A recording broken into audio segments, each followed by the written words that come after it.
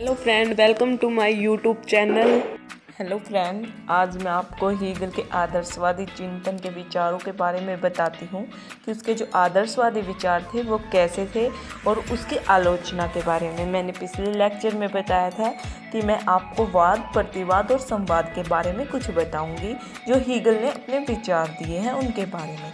चलो हम स्टार्ट करते हैं। हीगल की जो आदर्श राज्य की धारणा है वो प्लेटो थिंकर था, पॉलिटिकल थिंकर, उसकी तरह ही काल्पनिक है। उसने अपनी विचारों में अपनी कल्पना कर रखी है कि राज्य ऐसा होना चाहिए, तभी राज्य के व्यक्ति स्वतंत्र रह सकते हैं। इसके आदर्शवादी विचार जो उसने प्रस्तुत किए हैं, वो अपने जो आदर्शवादी विचार प्रस्तुत किए वो लॉजिक नामक पुस्तक में किए हैं।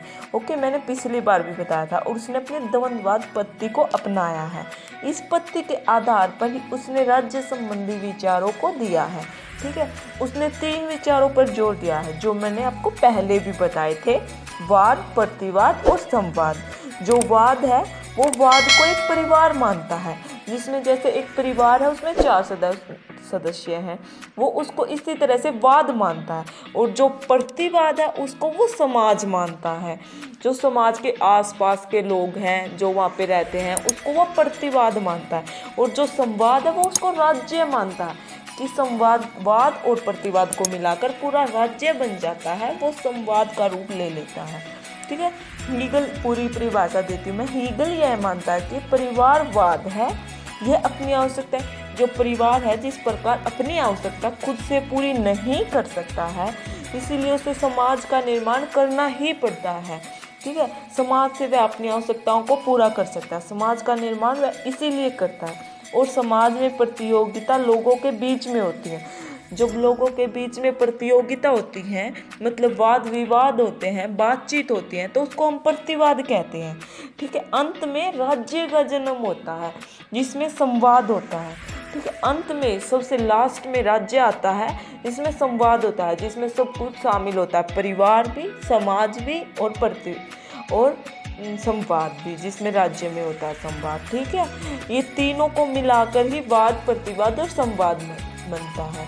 हीगल इसी प्रकार इसकी परिभाषा देता है। अब हम स्टार्ट करते हैं कि हीगल ने अपने आदर्शवादी चिंतन में क्या क्या कहा है। मतलब उसने अपने पूरे लेसन में बस राज्य के बारे में ही बताया है कि राज्य क्या है, राज्य किस प्रकार होना चाहिए। उसने ये कल्पना कर रखी है, कोई रियल बात नहीं बता रखी। हीगल ने सिर्फ कल्पना के जरिए अपने विचार प्रस्तुत किए हुए हैं। ठीक है, इससे आगे ये बताता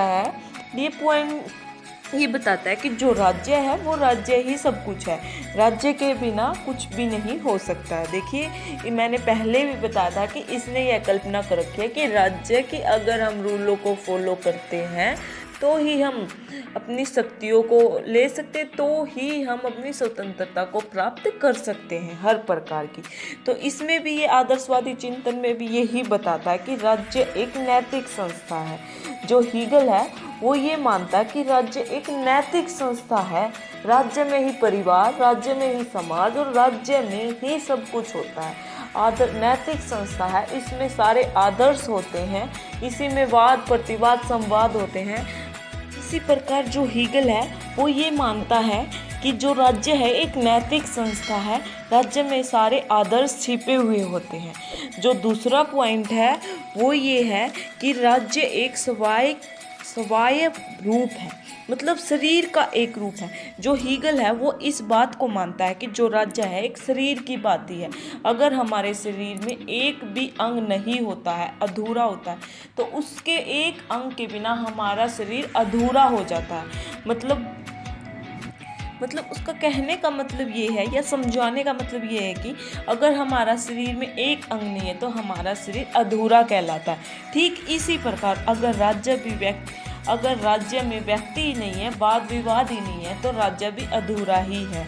तो वो इसी प्रकार कहता है कि राज्य है जो एक शरीर की भांति काम करता है। जिस प्रकार हमारे शरीर के अगर सारे अंग ठीक ठाक हैं और अच्छी प्रकार से काम कर रहे हैं, तो हमारे शरीर के हर एक अंग को स्वतंत्र है। इसी प्रकार वह ठीक इसी प्रकार कहता है कि अगर राज्य भी एक शरीर की बात है, अगर राज्य में परिवार समाज मिलकर काम कर रहे हैं, राज्य की सारी बातों को मान रहे हैं, तो ही वह अच्छी प्रकार से काम कर सकता है और स्वतंत्र हर लोगों को हर प्रकार की स्वतंत्रता मिल सकती है। ठीक है, जो तीसरा पॉइंट है वो है राज्य एक अनिवार्य संस्था है। मैंने आपको पहले भी बताया था कि हीगल राज्य को ही सब कुछ मानता है। वो उसका मानना है कि राज्य के बिना कुछ भी सही नहीं हो सकता है। राज्य को एक ऐसी संस्था मानता है जो बहुत ही ज़रूरी है। अगर राज्य नहीं है तो व्यक्ति और समाज का कोई महत्व नहीं है, उसका यही मानना है। तो वो इसी परिभाषा के आधार पर कहता है कि राज्य एक अनिवार्य संस्था है जिसके बिना स्वतंत्रता प्राप्त की ही नहीं जा सकती। जो चौथा पॉइंट है वो है राज्य एक सर्वशक्तिमान है। राज्य को हीगल जो सर्वशक्तिमान मानता है, राज्य को वो सर्वशक्तिमान मानता है। उसका मानना है कि राज्य में ही सारी शक्तियाँ होती है। अगर राज्य की सारे रूलों को समाज और परिवार फॉलो करता है या उनको मानता है तो ही राज्य के व्यक्ति और समाज को स्वतंत्रता मिल सकती है और राज्य शक्तिशाली बन सकता है।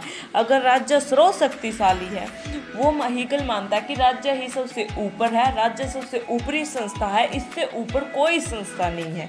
अगर इसकी बातों को मान दिया जाएगा तो समाज अच्छी प्रकार से चल सकता है। पांचवा जो पॉइंट है वह राज्य का अपना उद्देश्य है। हीगल कहता है कि जो राज्य है उसका भी अपना एक उद्देश्य होता है कि राज्य अपने उद्देश्य को पूरा करने में कामयाब होता है। उसका मानना है कि राज्य ही सबसे सर्वशक्तिमान है। अगर हम राज्य की बातों को मानते हैं तो तभी स्वतंत्रता प्राप्त कर सकते हैं। राज्य का यह उद्देश्य होता है कि जो रूल लागू किए जाते हैं उनको लोग फॉलो करें, उनको लोग माने, तभी राज्य अपने उद्देश्य को प्राप्त कर सकता है। छठा पॉइंट है स्वतंत्रता राज्य की आज्ञा पालन में है। स्वतंत्रता, हीगल कहता है कि स्वतंत्रता तभी लोगों को मिल सकती है जब राज्य की वह सारी आज्ञाओं को मानता है। अगर वह राज्य की आज्ञाओं को नहीं मानता है तो किसी भी व्यक्ति को किसी प्रकार की कोई स्वतंत्रता प्राप्त नहीं हो सकती है। तो इसमें यही बात कही गई है कि स्वतंत्रता राज्य की आज्ञा में ही है। सातवां पॉइंट है राज्य अधिकारों का जन्मदाता है। हीगल यह कहता है कि जो राज्य है वह ही अधिकारों का जन्मदाता है। अगर लोग राज्य के अधिकारों या उनके बनाए हुए नियमों को लागू करते हैं, उनके अनुसार चलते हैं, तो ही उन्हें अधिकार प्राप्त हो सकते हैं। हर अधिकार प्राप्त कर सके वह अपने सारे कामों को कर सकते हैं। हीगल कहता है कि राज्य अधिकारों का ही जन्मदाता है कि अगर राज्य के लोग अधिकार चाहते हैं तो उन्हें राज्य की सारी बातों को मानना बहुत ज़रूरी है। आठवां पॉइंट है जो सबसे महत्वपूर्ण है, व्यक्ति और राज्य में कोई भेद नहीं होना चाहिए।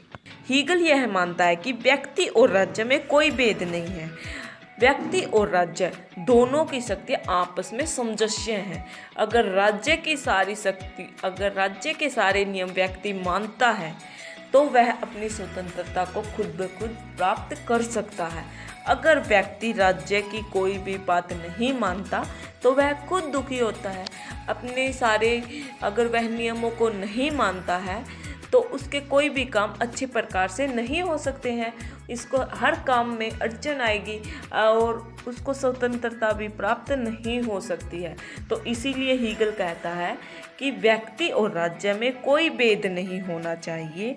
अगर राज्य की सारी बातों को मानकर व्यक्ति चलता है तो वह खुद ब खुद स्वतंत्रता प्राप्त कर सकता है। और इसके बाद हीगल कहता है कि इसी प्रकार जो राज्य है वह ही सब कुछ है, राज्य के बगैर कुछ भी नहीं है। उसका कहने का टोटली यही मतलब है। ओके, लेकिन इसके बाद कई आलोचक इसकी आलोचना भी करते हैं, इसको सही नहीं मानते हैं।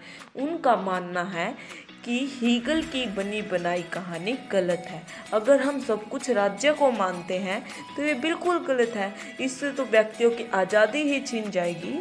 तो इसी प्रकार जो आलोचक हैं इसकी आलोचना करते हैं। देखते हैं हम किस प्रकार वह इसकी आलोचना करते हैं। पहला पॉइंट है हीगल व्यक्ति को एक दास बना देता है। वैज्ञानिकों का या राजनीतिक वैज्ञानिकों का, राजनीतिक थिंकरों का यह कहना है कि जो हीगल है, जो अपने विचार देता है उसके अनुसार से व्यक्ति को एक दास बना देता है। हीगल व्यक्ति को एक दास बना देता है। वह व्यक्ति को हर वह काम करने के लिए कहता है जो राज्य उसे कहेगा। जिस प्रकार एक मालिक अपने नौकर को काम कहता है, वह तो इस प्रकार की बात हो गई जैसे एक मालिक अपने नौकर को काम कहेगा और वो काम करेगा नौकर। ठीक इसी प्रकार अगर राज्य कोई भी बात कहेगा तो व्यक्ति को वही काम करना होगा। यह तो एक दास वाला काम हो गया। उसे तो हमेशा राज्य में एक दास की तरह ही रहना पड़ेगा। तो इसी प्रकार जो हीगल की है वह इसकी आलोचना करते हैं कि हीगल भी व्यक्ति को एक दास बना देना चाहता है। वह स्वतंत्रता, इस प्रकार से व्यक्ति को कोई भी स्वतंत्रता नहीं मिल सकती है। जो दूसरा पॉइंट है वह है निरंकुश राज्य का समर्थन। हीगल है जो जिस प्रकार से बात करता है वह कहता है कि राज्य की सारी बातों को मानो। तो इस प्रकार से लगता है कि वह राज्य को निरंकुश राज्य बना देना चाहता है। वह निरंकुश राज्य के बनाने के समर्थक में है। वह एक व्यक्ति के शासन को अधिक महत्व देता है।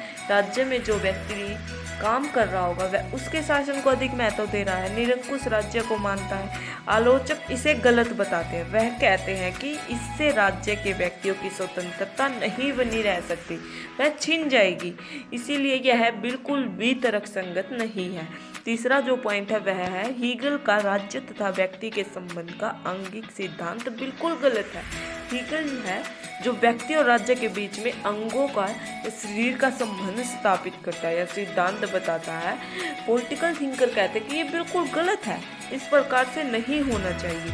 हीगल का राज्य तथा व्यक्ति के आंगिक सिद्धांत गलत है। वह राज्य को शरीर की भांति मानता है और व्यक्ति को अंगों की भांति मानता है, जो बिल्कुल गलत है। व्यक्ति को अंगों की भांति मानना बिल्कुल सही नहीं है, क्योंकि व्यक्ति का अपना अलग अस्तित्व होता है और राज्य का अपना अलग अस्तित्व होता है। राज्य एक काल्पनिक संस्था है। हमने आज तक राज्य को देखा नहीं है। आज तक हमने किसी भी राज्य को देखा नहीं है, सिर्फ वो काल्पनिक संस्था है। राज्य में भी तो व्यक्ति ही, समाज में व्यक्ति ही बसते हैं। अगर व्यक्ति की ही स्वतंत्रता छिन जाएगी तो वह कैसे जिएगा। तो इसी प्रकार वैज्ञानिक इसकी आलोचना करते हैं और कहते हैं कि जो हीगल ने राज्य और व्यक्ति के बीच में शारीरिक संबंध स्थापित किया वो बिल्कुल गलत है। फोर्थ पॉइंट है अंतर्राष्ट्रीय कानून और शांति के लिए कोई स्थान नहीं है। जो हीगल के सिद्धांत हैं उसमें अंतर्राष्ट्रीय कानून और शांति के लिए कोई भी स्थान नहीं है। हीगल हमेशा युद्ध करने की बात कहता है जिससे देश का क्षेत्रफल बढ़ सके। व्यक्ति हमेशा युद्ध करने की स्थिति में रहे, लेकिन यह गलत है। हीगल का कहना है कि व्यक्ति को हमेशा युद्ध करते रहना चाहिए ताकि वह अपने क्षेत्रफल को बढ़ा सके, ताकि अपने दिमाग को तेज कर सके, लेकिन यह गलत है। वैज्ञानिक इसकी आलोचना करते हैं क्योंकि इसे अंतर्राष्ट्रीय कानून और शांति कभी भी स्थापित नहीं हो सकती है। इसीलिए आलोचक इस बात की भी आलोचना करते हैं।